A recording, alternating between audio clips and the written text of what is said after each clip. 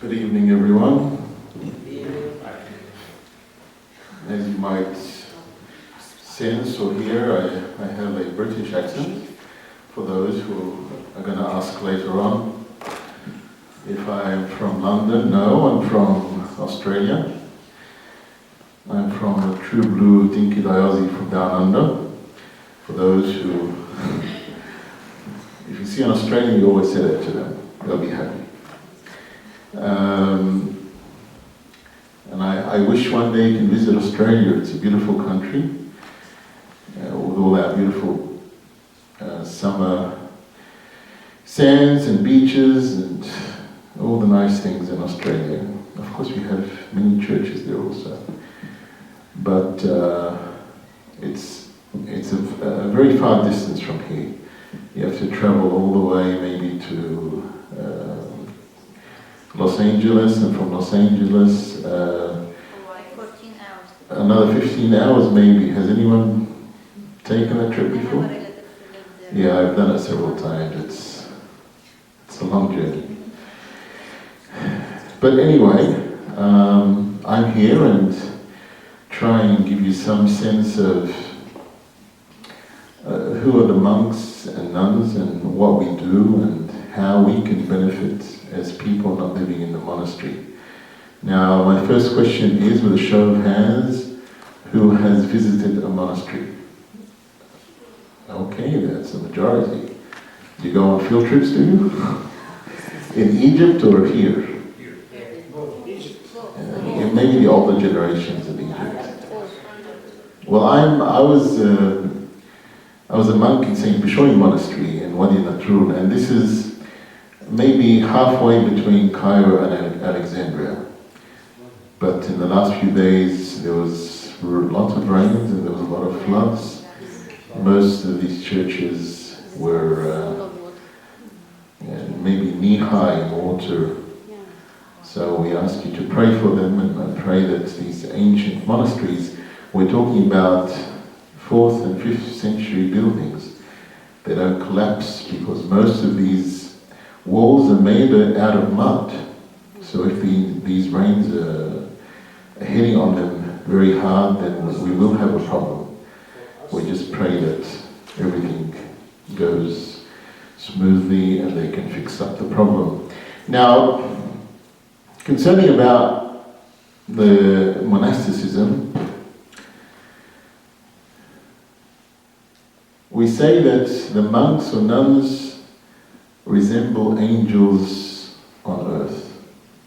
So can someone tell me, what does an angel do? If you tell me what an angel does, then you know what the monk does. Go ahead. Messenger of God. He's a messenger of God, okay. So you're saying that monks talk about God, talk about heaven, maybe talk about Scripture, okay. What else? They worship and they praise 24/7, just like the angels in front of God, cherubim and the seraphim, in front of the Almighty God, praising Holy God, Holy Almighty, 24 hours. What else? What else? Mm-hmm. They're serving God. Okay, well, most in the monastery, the monks serve each other and they serve the people that come, and they do chores in the monastery. Okay, what else? Angels. Think of angels. Has anyone seen an angel? Well, you have angels all around you. If you look around you, you have one of angels. Mm-hmm. They guard us, okay. They each one has his own angel guiding. What else? Do angels eat? Well, I was going to say that. Why didn't you say it? Say it. Angels don't eat. So monks and nuns are ascetic. In the monastery, a lot of them don't eat for days upon days. These we not all of them, but gradually you come to that stage. What else? They don't sleep. Sorry? Not married. They're not married, of course. The monks and nuns are celibate. They're not married. They fly. Well, about flying, well, it's interesting. But you need to get to that level. We have siyah in English called anchorites, and we have some in Egypt right now. They do travel by spirit and body. That's true. Of course they don't sleep, so monks pray day and night, and they get a few hours sleep because it's the nature of the body. Anything else that you have in mind? We could embellish, we could say, somewhere between heaven and earth. Okay, they're in heaven and they're on earth, so the monks' thoughts are always in heaven, not here on earth. So everything they do is think about heaven above. Thank you. So this is the idea that monks are living angels on earth, and this is their life. I'm not sure what you said there. Are you trying to find out the answers on that? Siri? I don't think you'll find the answer for that. It's not on Siri. So it's a simple way of life. The way of a monk. Now the word monk in Arabic is what? Rahib Allah. Rahab Allah. Meaning what? Fearing God. The fear of God is in this person. Rahab means fear of God. Not meaning he's afraid of God, but he owes God. There's an oath, there's respect. It's that type of fear. And in Coptic, it's what? Monachos. A monk, yeah, it's Greek. It's monachos. Mona meaning what? One or single.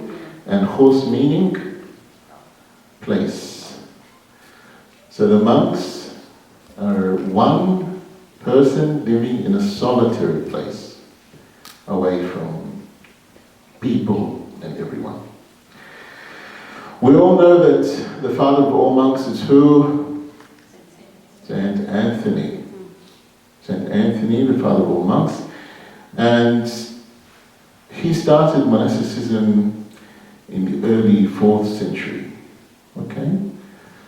And his type of monasticism, that was in the Red Sea by the way, his type of monasticism is a solitary monasticism, where you have Saint Anthony and the monks living around him in the desert. Okay? So maybe Saint Anthony's living in a cave, and the other monks, his disciples, are around him. That's one type of monasticism. The other type is in the Sa'id Gowani in Upper Egypt. And this type of monasticism is called Cenobitic or communal monasticism. And this was originated by who? Saint Pachomius or Pachomius. Have you heard of this father? In Upper Egypt. And so his type was communal, meaning that they would be within a community, they live together, they eat together, they can pray together, they do everything together. And he has said how to eat, how to pray, how to sleep, how to work. So Saint Pachomius would actually teach the monks all this. So that was in Sa'id al-Gowani, and he had many male monks, monasteries, and female monasteries also. But they separated the male monasteries from the female monasteries by the river. So you had the east and west. So you'll find that on the eastern banks, most of the male monasteries, and on the mainland is the female monasteries. Other two monasteries, one was started in Suhag by Saint Shenouda, the Archimandrite. He was well known also for the life of following the life of Saint Bartholomew. And then in the middle, in the area we call Wadi Natrun or cities, it's cities meaning the balance of hearts, we have the great Saint Macarius, and he originated monasticism in that area. Now, in those times, monks, or even these days, monks have no rank. They're even less than deacons, full deacons. But now we have monks who are priests. You are know the difference, of course, because we look the same. But in the monastery, we take it now, in these days, we become a monk, and maybe after a few years, we will have become a priest, so we can pray on the altar and do the liturgy. And then sometimes the monks they get a higher rank, like higumen, and then maybe a bishop or the pope. But in those days, there was only one priest in all of the monasteries in the area. So there's really not a lot of priests, because priesthood is something precious, and not anyone is worthy of it. But in these days, it's a blessing, and we have a lot of monks who are priests and higumens right now. The three main points that a monk should abide by, do we know what they are? As a monk, I have 3 points. I should live by them. Number 1, poverty. That doesn't mean I have to be poor. It just means I don't accumulate positions. So as a monk, all I owe is the galabia on myself. Now when I die, any possessions that I have, it will go to the monastery. Not to my family and not to anyone. It goes direct to my monastery. And as a monk, I'm not supposed to have possessions. So all I have is my room, my bed, my Bible, my igbeya, just the simple things that I should have. We're talking about monks in the monastery, not monks serving outside, okay? So don't look at me and don't... If I have a mobile, then that's because I need it to serve. But we're talking about simple monks in the monastery. Poverty, no possessions. The other point is chastity. Chastity. Monks are pure. They're chastised. They're celibate. So we have to live a life of chastity. And we have to work on that. It's not easy because Satan will try and fight us as much as we can. And when I speak about poverty and chastity, these are all good values that you should obtain also. You should not have a lot of possessions, it's not good for you. Then you don't have enough room in your room to have a lot of things. And being chastised, being pure and righteous in your life, this is your age now, this is when you have to be pure, okay? All your life. But work on it now because Satan will try and fight you guys at your age now. And as we said, the third one is obedience. Now when we say obedience, it means that we obey God. We obey His commandments, we obey His laws, we obey those who teach us, our mentors. And in the monasteries, we have elders, especially in the early centuries, we have elders who would teach us, and we're supposed to listen to them. And so we would obey them.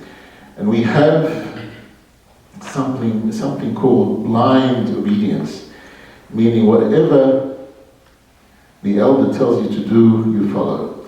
Who did this in history? Saint who? John the Short. Isn't that right? His feast was like 2 weeks ago. Saint John the Short and the tree of obedience, where his mentor gave him a wooden stick and told him to water it, and for many years he would water it until one day it became a tree and it budded.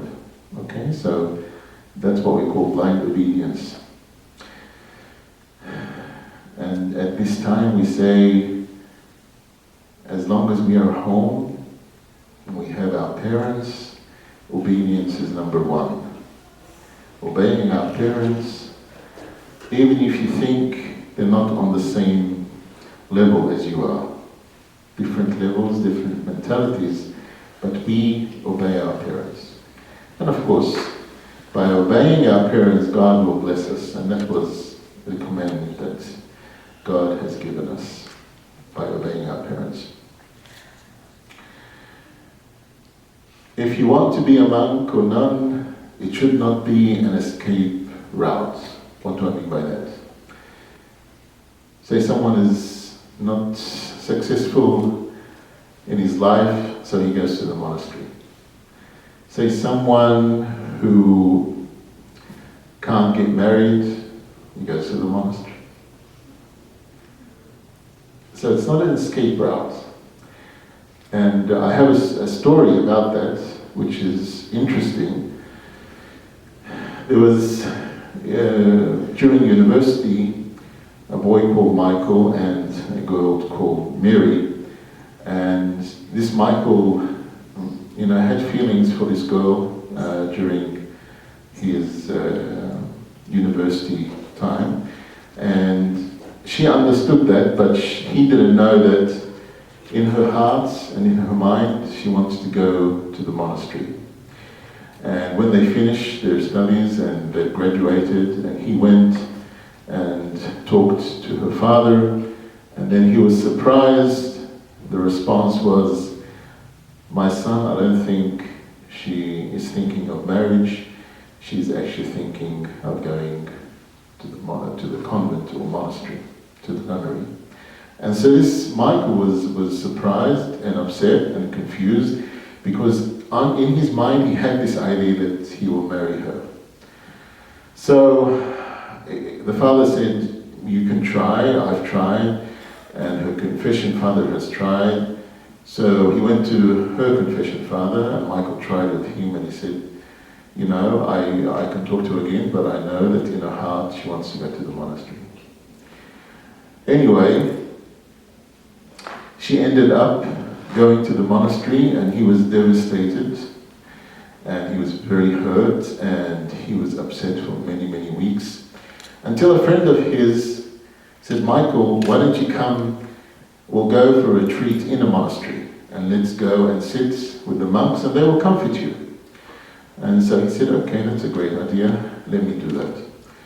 So they went to St. Bishoy Monastery, and the monk sat with Michael, and he explained to him, this is God's will that she goes to the monastery, and this is her life, and you can't do anything about it. If God wants it, then let it be. And then he goes home, and still he's not really happy about what had happened. But then he was a bit comforted inside, and he liked going to the monastery, so he would go every week to the monastery, and then he'd go out again. And then one day, with of course the blessing of his confession father, and the monks started to know him, and then they told him, "Why don't you come and stay with us?"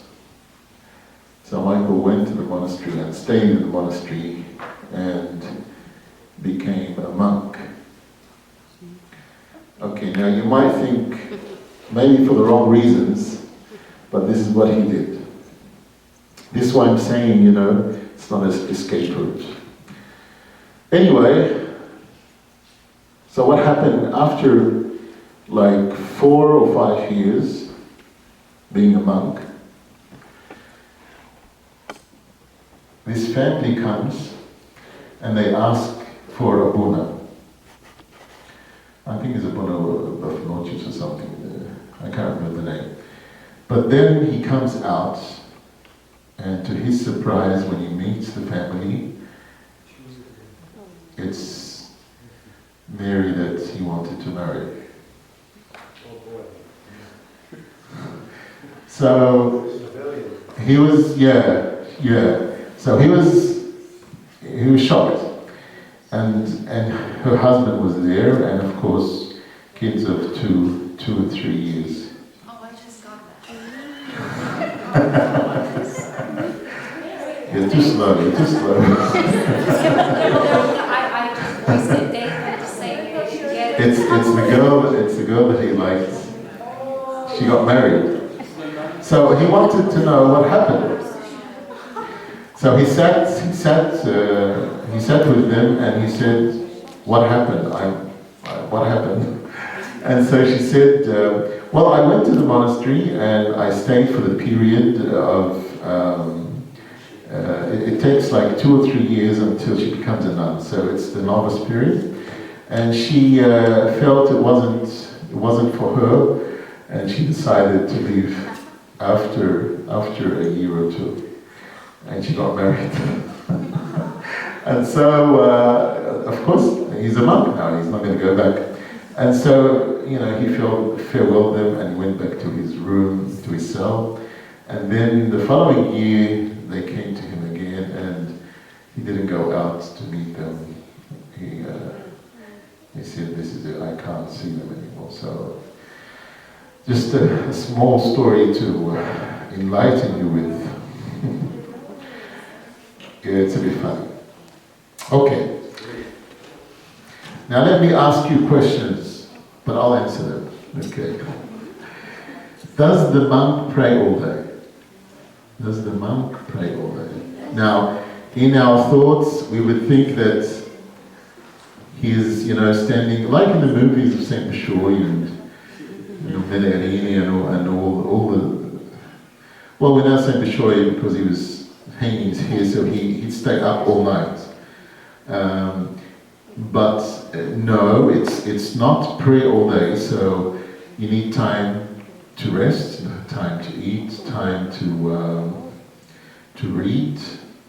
So the monk does pray all of the Agpeya that he has, and sometimes he's unable to pray on the hour, so he won't, pray at the 9th and then the 12th and then the 3rd hour. No, he would pray all of the Agpeya in the morning before he goes, before he goes out to work. I'm talking about these days. But in the olden days, Saint Anthony himself got bored. Saint Anthony the Great, he got bored. He couldn't read either. He didn't know what to do. Well, yeah, he wasn't. So an angel appeared to him, and he saw the angel standing and praying for a while, and then he sat down and he would do ropes so he could do baskets, and then he would stand up and pray again, and again he would do the same thing. So he would pray a bit and work a bit, pray a bit and work a bit. So he understood that this is how he was supposed to do it. It's not all prayer, but you have to do work. And in the monasteries this day, every monk has a job.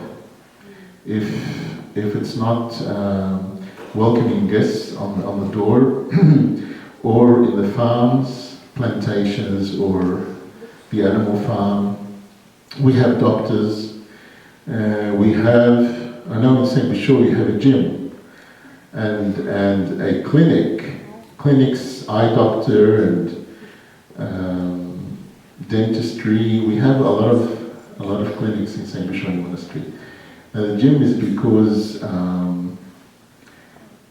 for the what do you call it? Physical therapy? The physical therapy. Thank you. أنت دكتور؟ شاطر, thank you. Because of the physical therapy, so they need a gym. So, because I use them myself, I know. So we have everything in the monastery. So there's always a monk in charge of something, and this what God wants, that by working, then we're able to eat and able to survive in the monastery. And in these days, one of the criterias of a monastery is that the monastery is self-sufficient. So in Patmos here, in the monastery that I'm in, St. John, we have a small farm, and we sell our animals. So we have like pigeons and chickens and geese and rabbits and cows and sheep. And then some of the fathers do some cheese, and some do bastelma, yeah. And we will also do our candles and bkhor. So there's a lot of things that we do. And the monastery has to be self-sufficient. We don't only live off donations. This is one of the criteria of a monastery in these days. Okay. The other question.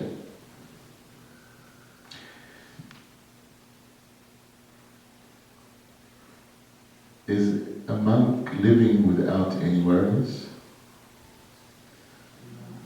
A monk living without any worries? What do you think? Huh? He should. He should, huh? Well, in the monastery, we don't have any worries. In the monastery, you're responsible for yourself. He is responsible for yani. Someone who leaves his parents, leaves his brothers and sisters, leaves life, leaves everything and goes to the monastery, he's thinking about himself, isn't that right? That's a very good recruiter.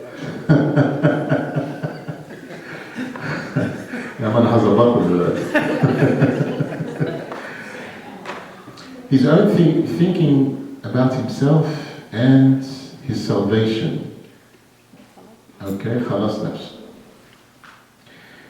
That's in the monastery. So when I sleep in the monastery, I put my head on the pillow, I don't think about tomorrow. But the opposite is true. The monk who is outside of the monastery and serving, then he has a lot of worries. He is responsible for people's lives. He goes to hospitals, he goes to visitations, he solves problems. So when I sleep, I think a lot about a lot of things and pray. And this is why, as a monk priest, we are so lucky that we put all our problems and worries on the altar when we pray the liturgy. So we have some worries, and the monks in the monastery don't. The other question is, does a monk have a responsibility? Do they have a responsibility? Well, not really. In the monastery, not really. But throughout the years, they are responsible for the peace of the church. And they are the victors of the church. Without the prayers of the monks, this church won't survive. And throughout the years we have seen this. And if you know in history, Saint Athanasius, the 20th Pope, the defender of our faith, had a problem with Arius and his followers. And he asked Saint Anthony to come and help him. And all Saint Anthony did, while the Pope Athanasius was speaking to the people, because a lot of people confused about Arius and his beliefs. All he did was get Saint Anthony to stand next to him. Saint Anthony didn't say a word, but people respected Saint Anthony. And by speaking, Pope Athanasius, people believed him and heard him. And many of the monks in the crisis of the church throughout history would go and help people, especially the persecutions and sufferings. They'll go out of the monastery and go and help them. So monasticism is very important, and that's their responsibility. is for the peace of the world through their prayers and support. Isaiah in chapter 62 verse 6 says something very nice. He says, I have posted watchmen on your walls, Jerusalem. Jerusalem meaning the church. They will never be silent day or night. Who are they? The monks. The monks will never be silent day or night. You who call on the Lord, give yourselves no rest. And this is, he's talking about that people live by prayer and monks live by prayer without ceasing. And it's one of the gospel passages. Even when we work, we are praying. When we are sitting with people, we are praying the Lord's Prayer within inside of us. Jesus' prayer. My Lord Jesus Christ, have mercy on me. And if you are constant in this prayer, Satan will try and war on you, but then this prayer will keep him away from you. And even while sleeping, you will realize that you're still praying this because it's in the conscious, the back of the conscious. So you're waking up, you're saying the same prayer over and over again. So it's protecting you. This is why very vital that you guys, before sleeping, you must pray. And you must, the last thing that you do and think about is prayer and reading the Bible before you sleep. So your thoughts are clear and you have a nice and peaceful sleep. Now Satan doesn't fight those who fast. And he doesn't fight those who read the Bible. He only fights those who pray. Why? Why do you think so? He hates people who pray. Why do you think so? Why pray? Because what does prayer do? You're talking to God. You're communicating with God. And when Satan fell, he was in the presence of God. And when you're communicating, you're in the presence of God. So he hates. That's right. He can't do that. He can't speak to God. We can. He's his children. We can speak to him. And so he fights very, very strictly and very hard with those who pray, because you're in the presence of God. And the best time for prayer is always at night, because this is the best time, the quiet time that you can spend with our Lord. And the life of the monk imitates the life of Christ. During the day he would serve others, and at night he would go to the desert and pray to his Father. And this is what we're supposed to do. The best time, either early morning before you go to work or your studies, or at night in your room when it's quiet, you talk to God. But during the day it's a bit difficult. And we remember, of course, before our Lord was crucified, he was in the Garden of Gethsemane and he was praying all night, and he told his disciples to stay up and pray, but they couldn't. They were weak and tired and they couldn't pray. And when we speak about prayer, we will find that Satan will stop you, as we said. He will say, you're too busy to pray. Leave it for tomorrow. Now when we speak to our confession father, he would say, look, even if you're too tired, even if you feel sleepy, and you're unable to pray, force yourself to pray. Why? Because if you don't pray that hour or that time, the following day he'll do the same to you. And then the third day he'll do the same. You won't pray at all. It's like, and this happens by the way, it's like people who have their children and sometimes they're too tired to go to church early Sunday. So maybe the mother would say, let him sleep a bit, he can go next Sunday. Then the following Sunday comes and this child is too busy and he had a late night and he was out, and so he doesn't go to church the second Sunday. It's the same exactly like prayer. And this goes on just once. Unless this person is dying in bed and he cannot move, then you must force your children to go to church. You must force them. If you just let them once, then you will find yourself that they won't go to church again. So it's very important that we force ourselves to attend church and force ourselves to pray. If you let go, Satan will take this and he'll play with you and he'll not move on. So please guys, be committed in your spiritual life. Don't be lazy and don't follow what Satan will do to you. He'll always distract you. He'll bring things to distract you in your life, and especially these days with media and technology and Facebook and all that. Don't spend a lot of your time filling your mind and your heart with things that maybe you can fill that is more important for you, for your salvation. Do that instead. You must love to pray and you must force yourself to pray. Another question is, can someone vow himself or herself to be a monk or nun? What do I mean by vow? Promise. Promise to God. We know we keep promises, isn't that right? Can someone vow his life to the monastic life?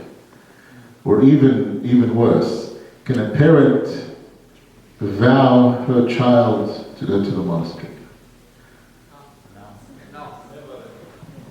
It has happened. So how is he going to keep the promise if the child doesn't want to go to the monastery? It's very dangerous, very dangerous. So don't do that. Don't vow. Now if someone has vowed, we prefer that he goes to the monastery and tries. And if he's not able to, then he goes and leaves the monastery. But if he is able to, then that's good. He becomes a monk or nun, but he can't leave after that, because once you leave as a consecrated monk or nun, then you're like divorcing in a marriage. You're divorcing the monastery, you're divorcing Christ, so you can't leave. And some monks and nuns have left in history.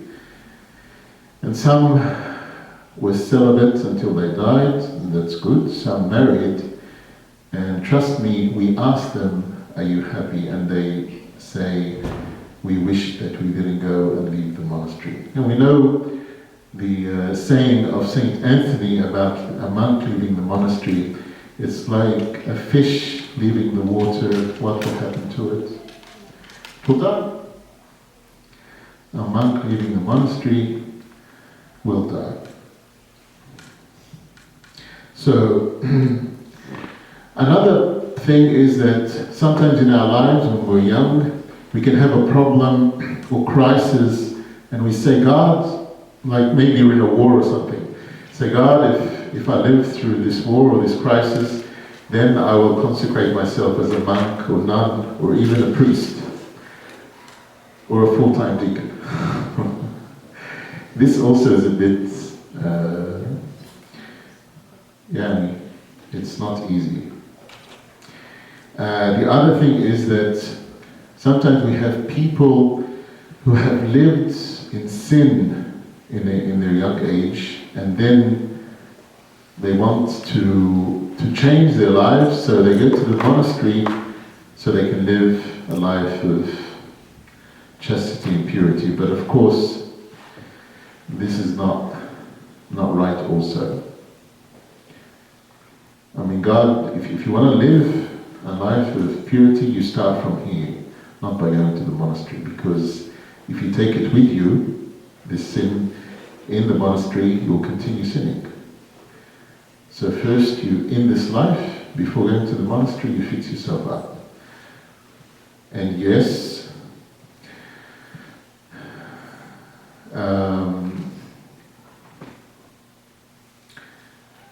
depending, of course, with your confession father, because he will know your sins and he knows your problems. Yes, the monastery can accept certain people who have done something that is not right in their lives.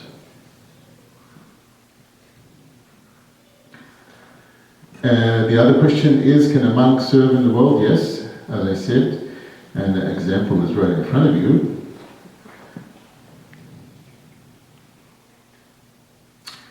Another story about serving in the world. Now, my intention when I went back in '93 to the monastery, St. Bishoy, when I left Australia, my wholehearted intention was not to go back into the world. And with all honesty, I said, I'm going to the monastery and I want to live a monk and do everything like a monk and not go out of the world. I think the problem was this tongue, my language. That's helped me to leave the monastery. So, the story is, there was this young girl who loved monasticism from her teenage, and she's always wanted to go to the monastery. But the obstacle was her mother. Her mother didn't want her to go to the monastery. She wanted her to marry and have children, just like normal mothers do. And if I ask your parents now, would you let your children go to the monastery? Some of them, not sure about that. They want to be happy with grandchildren. صح؟ مش دايما يا في شوية عاوزين مفيش مشاكل ها؟ Well, you have a monastery in Ohio and you have a monastery in Texas. So, female monasteries. Anyway, so she tried with her confession father to encourage her mother to let her go. Of course, you have to take your parents' blessings. But between you and me, 80% of the monks and nuns leave, enter the monastery and then tell their parents. That's between you and me. I did that also. But anyway, she was a very obedient young girl. And so at last, her confession father convinced her mother, and she entered the monastery. Now, she had a brother who was married and had two young, a boy and a girl. And when she entered the monastery, this mother was very successful in her monastic life, and she was in charge of the farm, the animal farm. And maybe for 15 years, and she was much older now. Anyway, news came to her that her brother and his wife both died in a car accident and left the two young children, and her mother was on a wheelchair, so she can't support and she can't serve. Now they were teenagers because she stayed 15 years in the monastery, so they'd be like in school time. Yeah. So they told her, you have to leave the monastery and go and serve your mother and the kids. Of course, she refused. As a nun and a monk, we don't serve in the world. We serve only in the monastery. She refused completely. Her friends, the nuns, were trying to convince her. She refused. The Mother Superior tried to convince her. She refused. Anyway, the bishop came.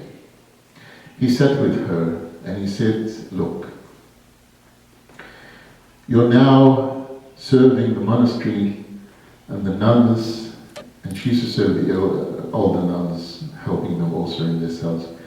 And you're serving the monastery by taking care of the animals here. Serving outside or serving your mother is the same thing. So what's the difference? You do your monastic chores in your own room, at home, and at the same time serve your mother and your brother's children. And she was convinced, but after a while, and of course when she was leaving the monastery she was crying a lot and upset, but she went into the world, back into the world, and she served the children.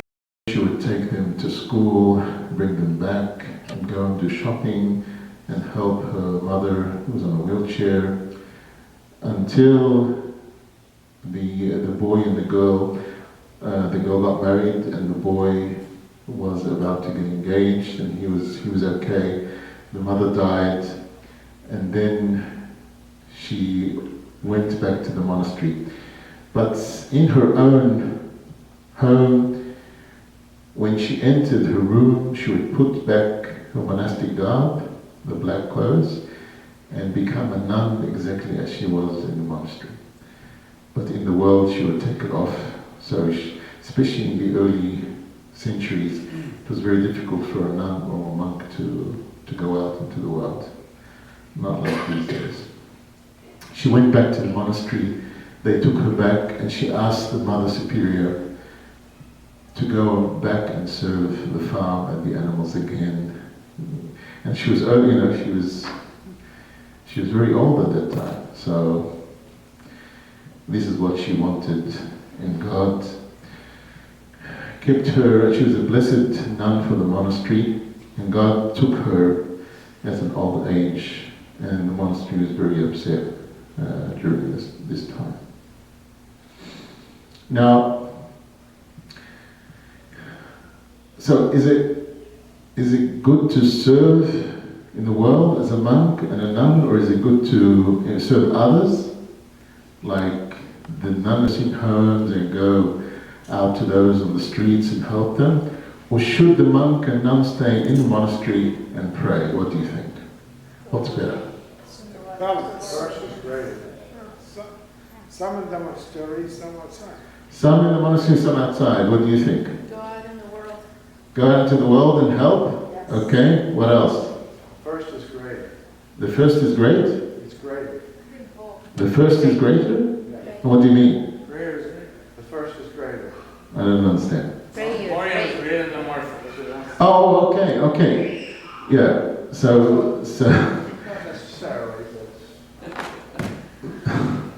so you think, listening to Christ and praising Christ is better than serving? Is that what you're saying?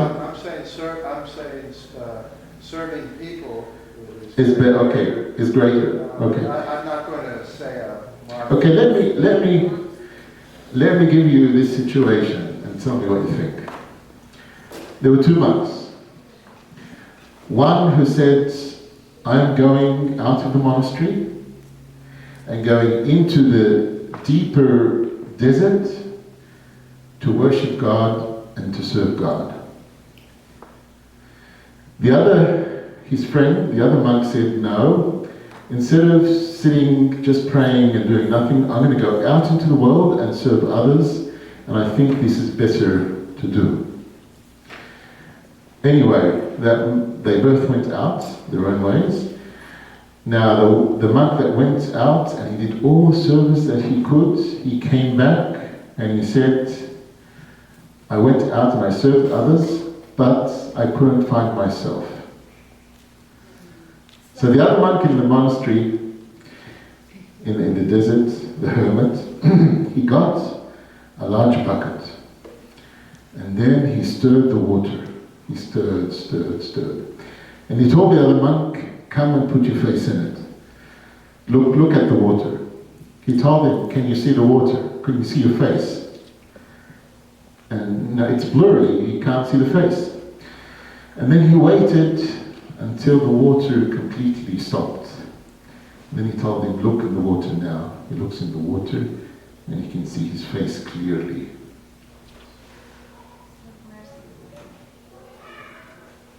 It's conditional.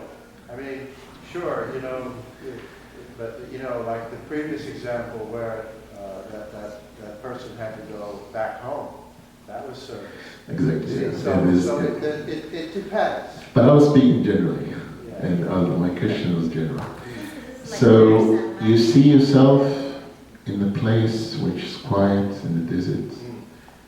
You see God, you're able to talk to Him. In the world, it's very difficult to live as a monk completely in the world. So this is why both are okay, but if you want to live as the right life of monasticism, it will be in the world. And this is why, again, if you want to pray, get into your room and pray to God in a quiet room. This is what Jesus told us. And of course, when we come to church, we pray together because it's a blessing in the communal prayer also. And this is what God wants also. So both are important for us. Any questions until now? Well, both ways are just a call. God already called. The monk doesn't choose to live in the desert all his life, and he doesn't choose to serve. Then how will we call each one for the service? Okay, I like that, yes. He's saying that the monk doesn't choose what he wants, but God chooses for him. That's true. I agree with you, yes.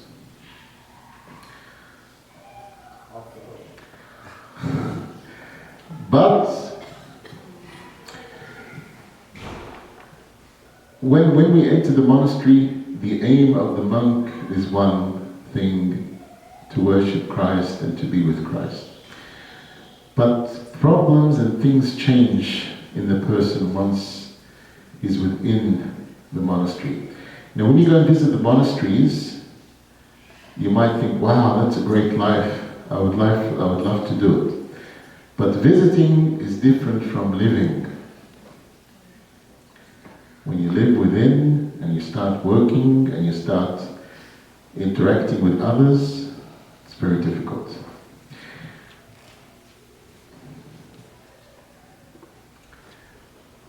And this is why our thoughts change.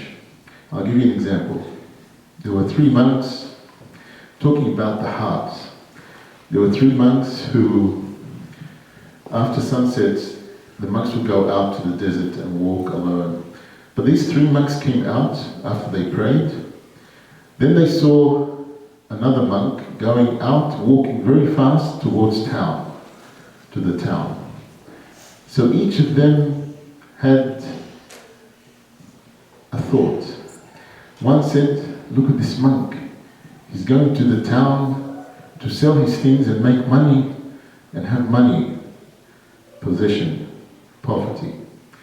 The other monk's heart said, look at this monk. He's going out to do immoral things in the city.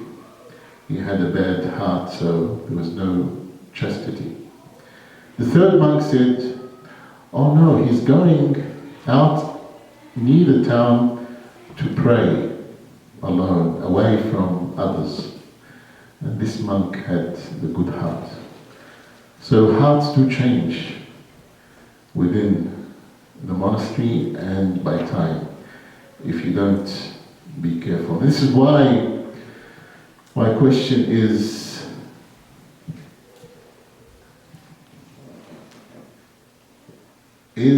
the monastery paradise? Is the monastery paradise? If it was paradise, everyone will go. Isn't that right? A place where it's peaceful, there's no problems, you're just praying and being happy. It's not paradise. Everything that you can think of is within the monastery. Everything bad that you can think of is within the monastery. Because Satan will harm any person who is praying, especially the monks who have all these 12 crosses on top of his head. And they protect us, but they will fight as much as they can.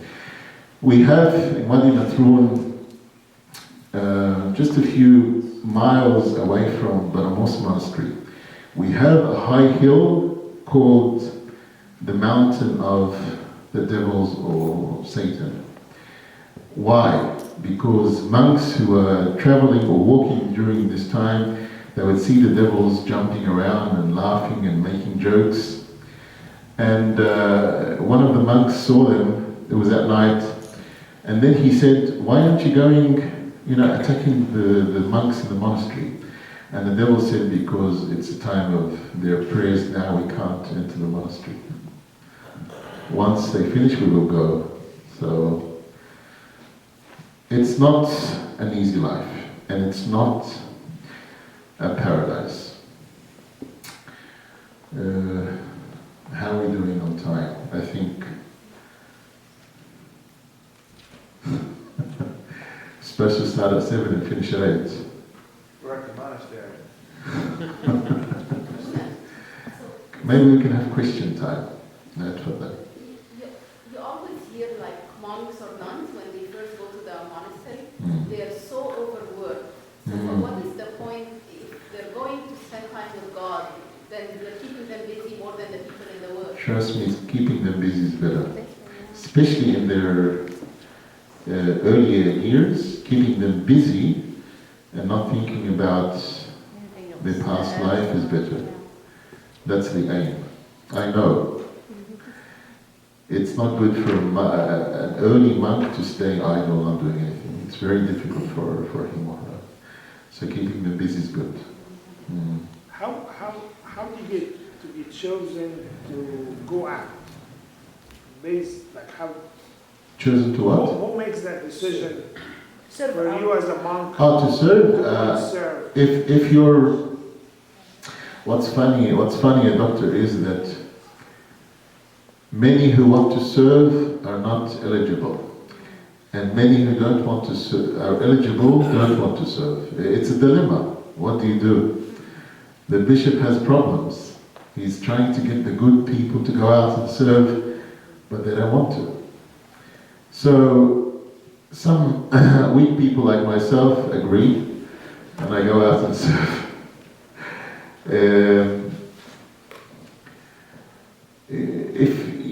Sometimes it's difficult to say no, especially if you feel that it's a calling also. Yeah, you're called to go into the monastery, another calling to go out. And as I said, I have nothing. I don't have anything special except my Australian dinky-lie language.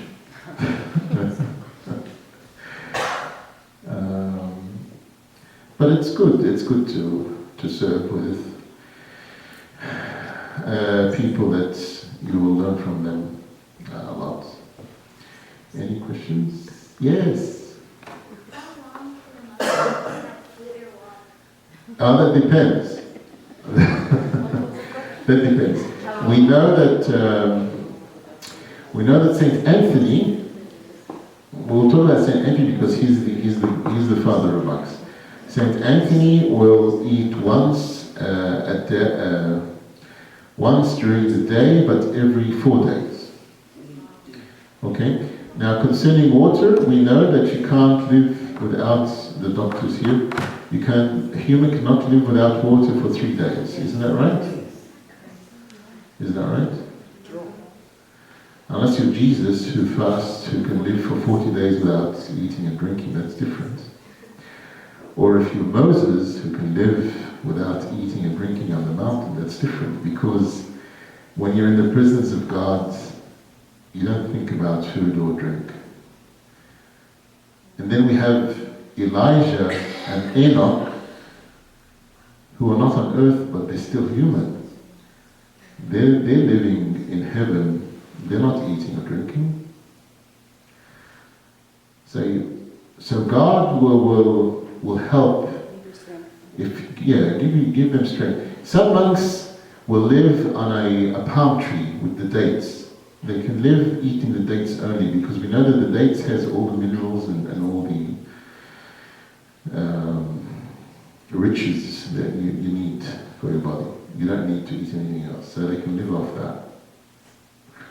We know that St. Paul the Hermit, he lived off half a loaf of bread a day. Elijah in the Old Testament, he lived also on bread and some meat. The crow would send him some bread and meat and he would drink from the river Nile. And he was also living as a monk, Elijah. So it depends on the person. Okay, but now these days you have the monastery prepares the meal and you can have varieties of food. For those who are diabetic, they can't eat certain meals. So you have that type of food. Those who are fasting on fish alone, you have fish. So you have a lot of nice food. If you want to eat, you eat. If you don't want to eat, it's up to you. Okay? So it's up to the person. Any other question? Yes. I want to, as youth below the age Use the of... mic. Okay. As youth, youth below the age of marriage or maybe monasticism, or as married people, as older people, how do we benefit from a monastic life in our life? Like for youth, how do they practice monastic life and like taste it? And for us, how do we also still have the taste of the monastic life in our daily life? Back in the 5th centuries, the parents did something very strange. They made their children to practice being monks and nuns in their houses. So they would grow up wanting to go, not to work, after they have studied, to go to the monastery straight away. And this is why in the early 5th, 6th and 7th centuries we had thousands upon thousands of monks and nuns in the monasteries. Of course, sometimes social pressure, sometimes from persecution, but mostly because they wanted to live as monks and nuns as they grew. So it depends really on the parents, how they bring up their children. If the parents at home, they pray together, and their children see them stand up and pray together, then they will learn how to pray and love prayer. If the parents sit and read the Bible together in their own house or their own small church, the children will see this and they will love reading the Bible together. So it depends on the parents. But I know a lot of the parents are busy and because of their work, some are working longer hours and they don't have time for their children. And especially the newcomers, those who are unable to look after their children at this stage. And sometimes we will have problems growing up. But the aim is the parents. We bring them up right in this small church at home. Then they would love to go to the monastery and they would love to pray and they would love to read the Bible, they would love to come to church, they would love to serve, and they would love to do all the good things that a Christian does. So basically, living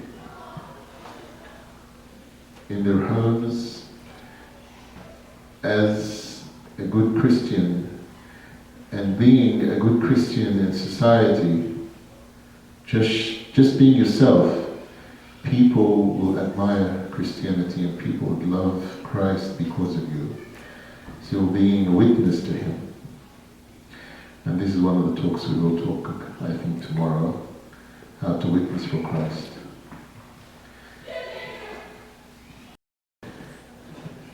Living the life of celibacy and chastity until the right time is part of your work in life to protect yourself. What do you think is the hardest part about being a monk? The hardest part.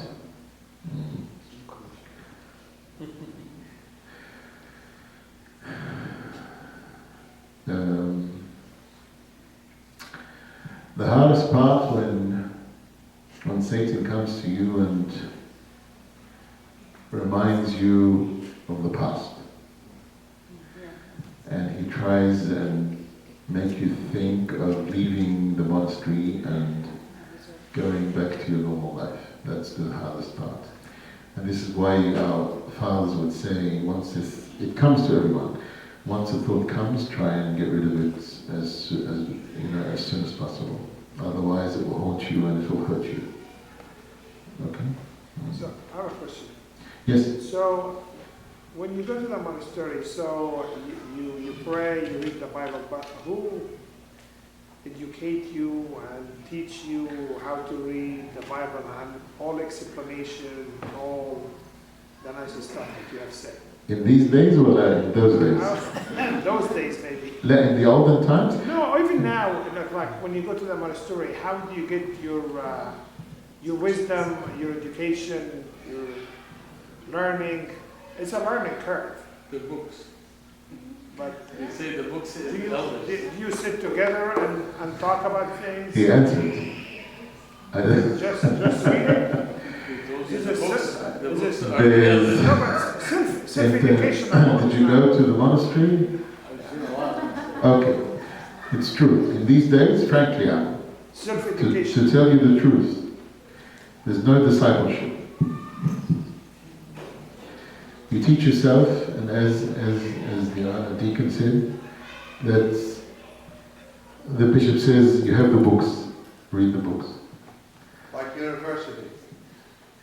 Maybe in the 3rd, 4th century there's no books. That's why they had discipleship. But I prefer discipleship. I prefer someone teaching me, hand on. But going to become a monk on your own, it's very, very difficult. Very, very difficult. يقول لك عندك الإنجيل وعندك الكتب. That's very important. This is one thing about these days. It's very important not to only have a confession father. Girls, are you listening? It's very important to have a spiritual father, not just a confession. But the confession father can be a spiritual father, a father that will guide you. But if he's not, he's someone else, or it's someone else, it's okay. Very important that each one of us has someone to guide us. حتى احنا كبار لازم حد يبقى spiritual guidance لازم. Because when God asks you, you didn't live the right way, you're going to tell him, I didn't have a spiritual guide. But it's the responsibility of the spiritual leader, or the guide. It's his responsibility to make you to go to heaven. It's not easy to find a spiritual father. I agree with you. I agree with still you. here in this, when you're when you're in America, and even if you find somebody, just one time maybe free, and the other time is busy, you cannot follow. It's very important. As much as you can find someone. Very important. And this is what the monks did in the old days. They had their elders and they were taught by them. And they lived the right way. Any other questions? I mean, there's a lot of things we could talk about just because of time. It might be slightly off topic. It's an early church history question. Is that possible? Yes. Okay. I heard that maybe before Nicaea, the Roman Empire, that at the Council of Nicaea, it had this forming hospitals had the same priority as founding churches. So the sense that healing people had the same level of importance as, you know, everything else. And that is like really big. And I'm just wondering if you know about those early days. That I'm just picking your brain. Pick as much as you want. You mean in healing others? I'm saying that in the lead up to Nicaea, okay, did they have an agenda in those days to basically make as many hospitals as churches in that order of priority? That was the balance that they thought for a time. And we have churches in Egypt that have hospitals, like Medigilgis, Masigirida, and Zaytun, and other. There was large numbers of churches a long time ago. They used to have even a clinic with a nurse. But now it's hospitals with operation theaters and everything. I remember I got all shots. So this idea is interesting. Next to the church as a service, yes. Any other question? Girls? Yes, Yama, go ahead. How old were you when you were interested in being a monk? And what really attracted you to it? She's saying how old I was when I became a monk. I was 20. When you thought of being a monk? I thought of being a monk. We know by statistics that most of the teenagers in their high school always think of becoming monks. So my father said when I was in high school I was thinking of becoming a monk. So we know that a lot of the youth are thinking about this, but once they start the university after 4 or 5 years, and then we prefer that they work for a year, because maybe when they're working their mind changes, and some do change. So they work, they have their money in their hand, they might meet people, so things change.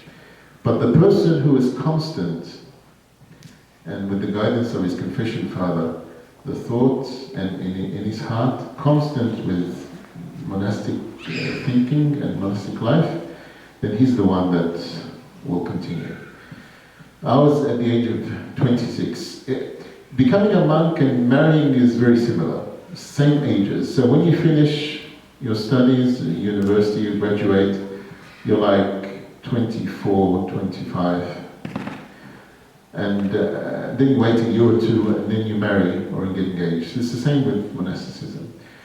But we do have a limit, not over the age of 30.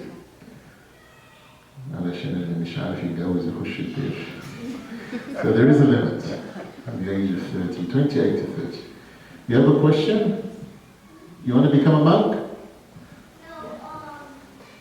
what is your rank? Are you like an archbishop or like a regular I'm a higumen. That's just higher than the priest. So I'm just above the priest. So you have the monk, then the priest, and then the higumen. And then we have bishops and then the pope. Right. Archpriest? A higumen is archpriest, yes. Any other questions? Okay, thank you so much. And I'm around if you want to sit with me, you want to say something, you want to talk about anything. I'm here for you. And glory be to God forever and ever. Amen.